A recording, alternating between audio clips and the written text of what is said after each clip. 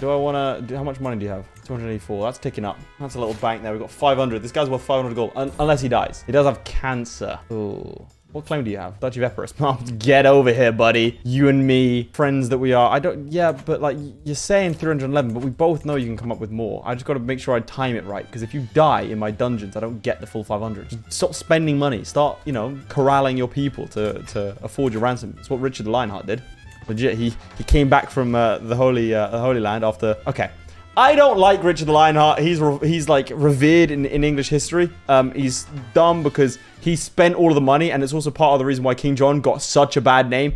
I personally don't think he was a bad king. He wasn't that bad. He ran a bankrupt nation because Richard the Lionheart, firstly, betrayed his father, who was one of my favorite English kings of all time, Henry II. We're going completely off topic. Stay with me here. You got this, buddy. Don't worry, I'll get back to the gameplay soon. So Henry II, one of my favorite kings of all time, basically he's beaten France into submission. He's like created the Angevin Empire. He's done everything himself. And then he was betrayed by his son, Richard the Lionheart, who in return for handing over key forts to the French, secured French support against his father, and then takes all of the English money and then leaves to go crusading.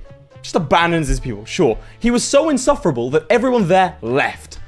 All of the kings, the Holy Roman Empire, they just left. They could not handle him. He was that annoying that when he left the Holy Land, the Holy Roman Emperor went, nab him, boys. They stole him and then forced England to pay a king's ransom, which was, I think, the entire GDP of England for 1 year. So then England had to levy all of these taxes just to send straight to the Holy Roman Empire. And then France, like Richard Lionheart, after some military successes, it has to be said, dies, leaving behind a bankrupt nation with a terrible relationship with France, meaning that John has to fight. And John, being a terrible king and not at all able to pull out of that, gets a reputation that, in my opinion, should be shared with Richard Lionheart. And that's why it's very funny when I say a king's ransom.